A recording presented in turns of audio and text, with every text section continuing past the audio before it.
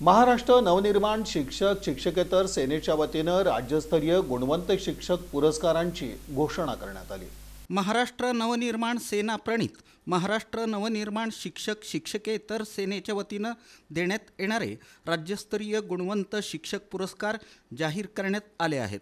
रविवारी 16 नोव्हेंबर रोजी सकाळी 11 वाजता सोलापुरातील शिवस्मारक सभागृहात या पुरस्कारांचं वितरण करण्यात येणार आहे, अशी माहिती राज्य सरचिटणीस जयवंत हक्के आणि राज्य उपाध्यक्ष संतोष घोडके यांनी पत्रकार परिषदेत दिली।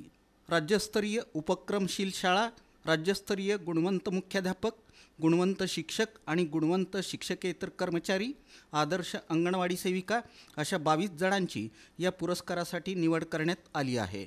सन्मानचिन्ह, सन्मानपत्र, शाल आणि पुष्पगुच्छ असं या पुरस्काराचं स्वरूप आहे। यावेळी प्रमुख पाहुणे म्हणून कामगार सेनेचे राज्य अध्यक्ष मनोज चव्हाण, नेते दिलीप धोत्रे, शिक्षक सेनेचे संजय चित्रे यांच्यासह वरिष्ठ पदाधिकारी उपस्थित राहणार आहेत।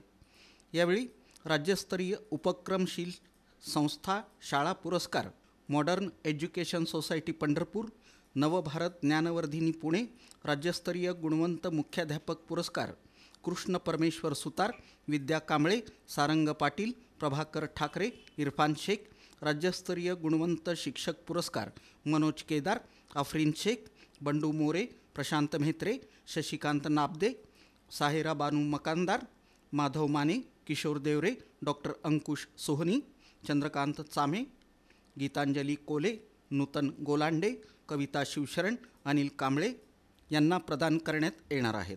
या पत्रकार परिषदेला विश्वास गजभार, वीरसंगप्पा भोज, प्रकाश कोळी, विनायक महिंद्रकर, प्रशांत इंगळे, अमर कुलकर्णी, जैनुद्दीन शेख, अभिषेक रमपुरे, बाळकृष्ण लाड आदी उपस्थित होते।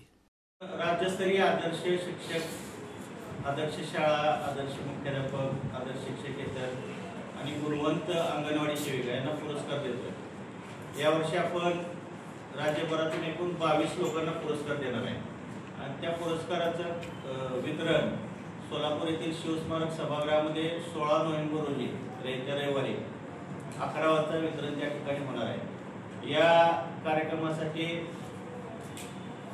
मनसेचे वरिष्ठ पदाधिकारी, नेते लोक हे मान्यवर उपस्थित राहणार आहेत।